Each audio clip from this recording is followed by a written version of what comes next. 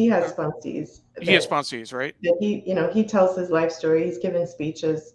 So my point was that he's an open book. He's He is an not, open book. everything that he did wrong, all of his mistakes from the past, he's sort of come to terms with them, through his 12-step work. That he's sort of famous on his little island, where he lives on an island outside of Seattle, Oh, where? called Vashon Island. He started, I believe, the first 12-step program on the island many Wow. years ago. And since then, you walk down the street with him, people will stop and everyone seems to know him. Either he's sponsored them or, oh, thank you, your dad, he's my hero. Everyone knows him. It's really proof that people can change and people can grow and evolve. And really one of the themes of the book for me is that we all have choices, we all have free will, and every step of the way you can choose a different path. And so I'm very proud of him. It wasn't an easy road. As I said, this has been decades of back and forth, and no, this is not working. And even when we rediscovered each other this last time, we had some very difficult conversations that are in the book that needed to happen. And I feel that the only way through to this kind of healing is to just face head on those really difficult moments and traumas and pain. There's no shortcut, right?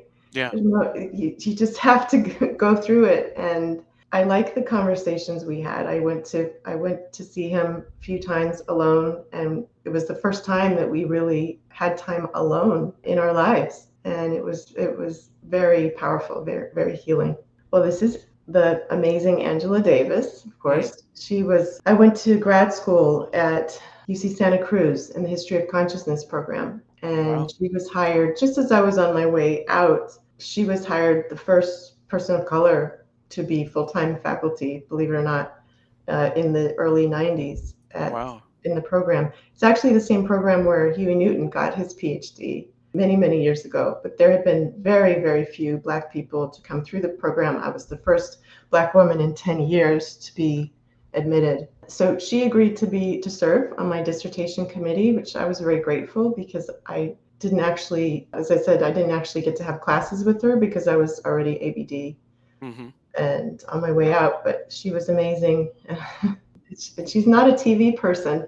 And I wrote about, in my book, Color by Fox, that was my Yeah. dissertation originally. Oh, I wrote wow. about Black television in the 90s. And so I think maybe she wasn't too excited about looking at these TV shows and thinking about them. But in the end, she gave me the highest compliment I could get by saying that I had, changed her thinking about the importance of representation in television a little bit. So this was, I became a journalist immediately, actually, while I was still working on the dissertation. I was actually writing about Black television for the Village Voice and the LA Weekly at the same time that I was finishing up, my degree.